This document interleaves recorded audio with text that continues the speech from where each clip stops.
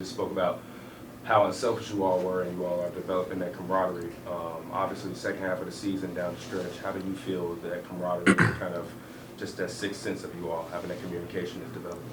I think it's getting much better. To start the season, I think a lot of people wanted it to just click and happen right away. But I think anytime you put two guys together who've always been this decision maker, always had the ball in their hands for years and years and years, it's going to take time for us to learn how to play with each other and learn how to play off of one another. And I think we just first of all, having a lot more dialogue about what I need from him, and he's telling me what he needs from me. And I think our understanding of that is getting much better. And because of that, I'm able to get to certain spots, and I'm using him against the defense and vice versa. And when we get the kind of tension that we've been getting, where it's a guy guarding me, and then his guy is being aggressive, and then the help is pulling over to guard, whichever one of us ends up with the ball, then the next guy is getting a clean shot. And I think Doc has done a great job of talking about our spacing after they give us that attention. So we having guys cutting, so they got to account for a guy under the rim, and then we got two shooters, one defender, and we making the extra pass a lot more often. So I think because of the time, because of our, many interactions and us learning each other, we've been able to play better off each other. But then I think, the playmaking is also, I guess, product of us doing that. Dame, that left wing three you hit on the run on the pitch back from Giannis, that feels like one of the first times you guys have had like the 1, 2, 3, Yeah. like that kind of connection together. Just what is going on with you guys? Maybe patience, I guess, to let all those things develop. I think you just gotta. I think it's reached the point where we're playing the game, but when it's time to get to the next action, we're doing the next action with each other in mind. And we've laughed about it in practice. The team sometimes they'll laugh and shoot around when Doc will put us on one side of the floor and put everybody else on the other side of the floor and be like, all right, Giannis, set the screen, throw it back, now dribble it back to Dame, throw it back, and we just kind of like going back and forth with each other for 15 seconds, and then he like, all right, somebody shoot, and then we shoot, and then everybody start laughing because he's like, y'all have to play off each other, you got to play together, and then he'll have us. I'll throw it to Giannis will swing it, he'll throw it back to me, and then Giannis will come set it, and he's kind of like scripting us playing off of each other. And I think because he's done it, so many times in practice and shoot around, it went from a joke to now when those situations come, like that last one you talking about, Giannis like went to the wing, and I just took off running towards him, and he flipped it, he set the screen, and it was just it ended up being a big play in the game. But I think that's kind of how it started, honestly, just to shoot around in practice of it just being a scripted thing. 20 of 23 for you and Giannis in the fourth quarter. After they take the lead, you scored 20 of 23, and then you get the skip to Brook for that other three. I realize fourth quarter is something you both do, but what tonight allowed that to happen, and then also to then go to Brook in that one instance? I mean, we just, like I said, just learning to use each other against the defense. I noticed it early in the game. Didn't matter which side I was bringing the ball up the floor, they was keeping it on the side. So I waited to the end of the game, and I just started to run up the side of the floor, and I was just like clearing the corner, and I was telling Giannis, let's me and you play on this side. And he was changing the angle, and I was able to get baseline to the rim. I was able to get baseline to, step backs. I was able to come off and get the pull-up three. A couple times I hit Giannis in the pocket, but down the stretch, once I scored a few times, and me and Giannis started to get into the action, I saw the defense start to just be over earlier and earlier. And in the timeout, one time Giannis was like, if you snake it, then they'll have to step up, and I'm going to come around the other way. And I was like, no, keep setting it so I can keep having this space. Because I knew eventually after enough times they would be tighter and tighter. And I didn't know if it would be Brook or Bees or whoever, but I knew once it happened like that, the weak side, they would end up getting a shot or two. So that was kind of how that developed. Yeah, two-part here. You got to see the Clippers trio last week, and Tony James said, just a guy, James, you played playoff matches against him, a lot of regular season games against him. What have you made about his fit on this team? How do they look to you? Does it look like he's acclimated? Does it look like they're still figuring things out? It looked like it to me. I I don't remember what month it was, but they was like, the best team in the league for a long stretch and playing like it, I think because James is such a good passer and such a smart player, I think it's a great fit. Initially I think everybody was looking like, how is this going to work out? But I think because of how well he passes the ball and he understands the game, it's kind of perfect to have somebody that could, go out there and get 40 if it's necessary in a playoff game. But he can get the ball to PG, get the ball to Kawhi. He plays well in the pick and roll with Zubac. So, I mean, I think it's a good fit. To win it all, you need to have weapons out there and guys that understand the situation that they're in, and I think he does. Dan, you recently became like the fourth all-time in three-point made overall, and also, you're doing a lot of great things in the community. I recently saw you was on a billboard. What do you make of this point in your career, with all your accomplishments?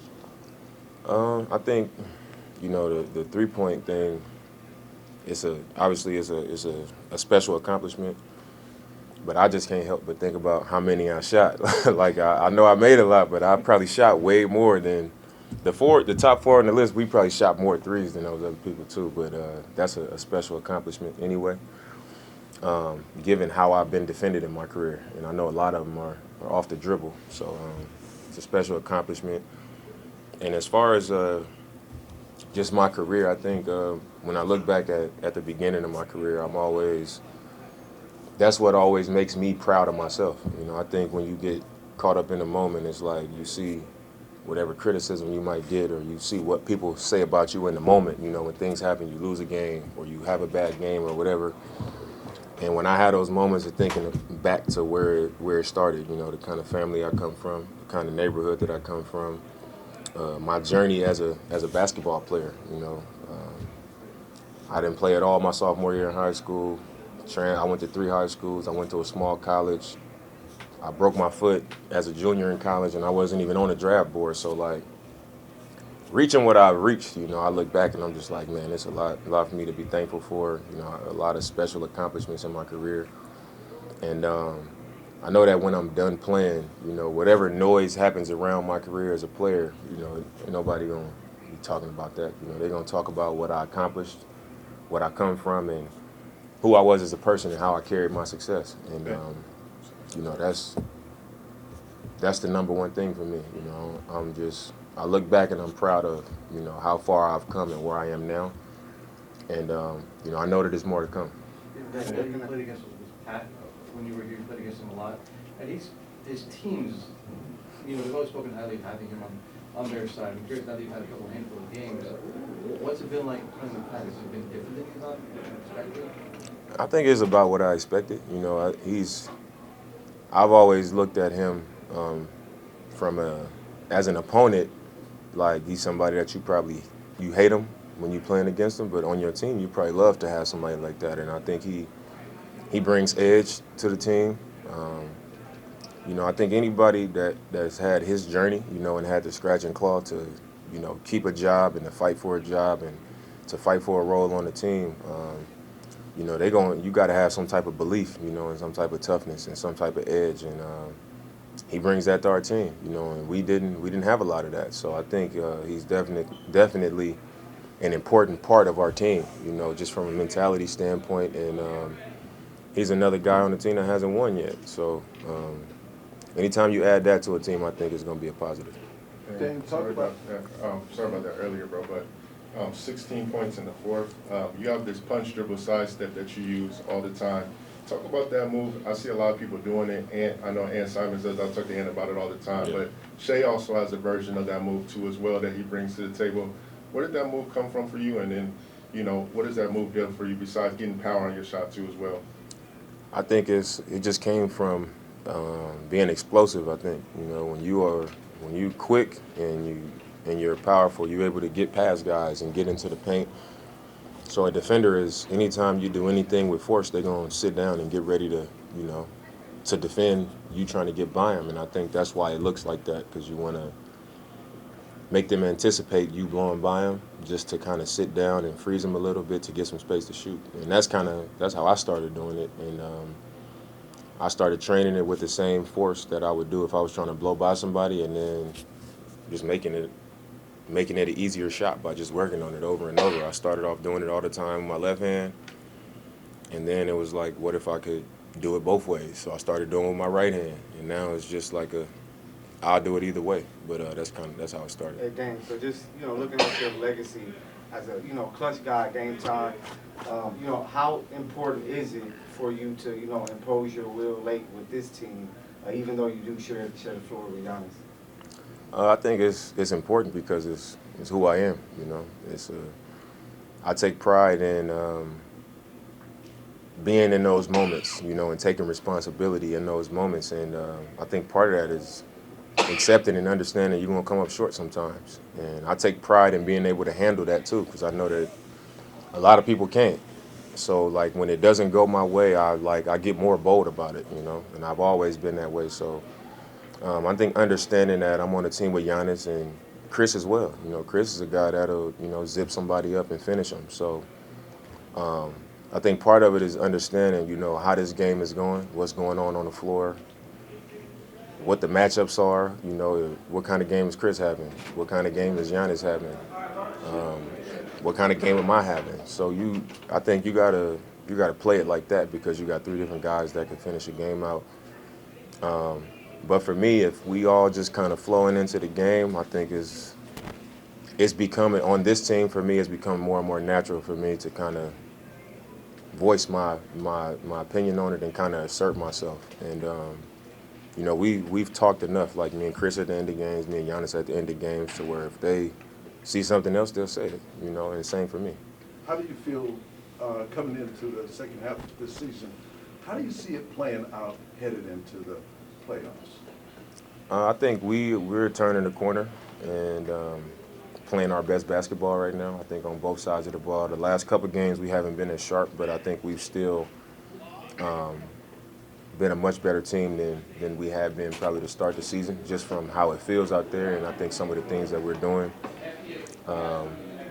But anytime you go into the playoffs, you want to be playing your best basketball. You want to be coming into your best version of yourself. And I don't think we've been that yet this season. And I can feel and see our team becoming that, and I think it's happening at the right time. How hungry do you see your team being, and how much hungrier do you need to be in order to reach the top and overtake? I think everybody's hungry. We want it. We've dealt with a lot as a team so far this season. It's been some draining moments. It's been a lot of adversity for us. And, we've continued to fight through it. And I think we find ourselves in a great position right now. But I think you really find out, how hungry you are when it's on the line. Everybody, if you ask everybody playing right now how hungry they are, they're going to say we're hungry. And the only way to really know is like when you line it up and everything is up for grabs, and then you got to decide like how bad do I want it or not. That's the only way to really tell.